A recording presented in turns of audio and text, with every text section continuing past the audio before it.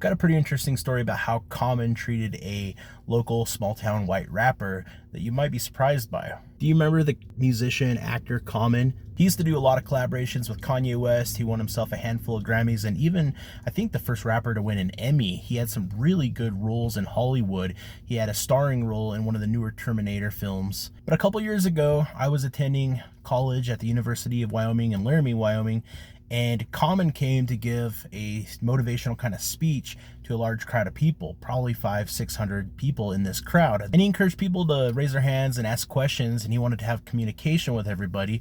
And I raised my hand and asked him if I could give him a copy of my CD. Because at that point in my life, I was making rap music. It was pretty cool. And Common said I could give him my CD. He wanted me to come up to the very front, right, on all the microphones. He asked me a little bit about my rapping and how I got into it.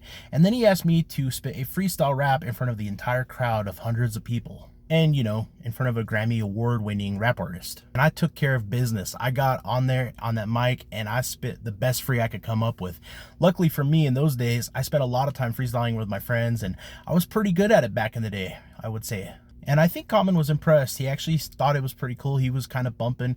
I have no idea if he liked any of it. He might have thought I was just a loser, but it was a pretty cool experience, and it was really encouraging to me, I thought. Me and Common shook hands, and I walked back, and he finished his speech, and it was a pretty cool moment. And I'll be honest with you, I think Common's actually a pretty good guy.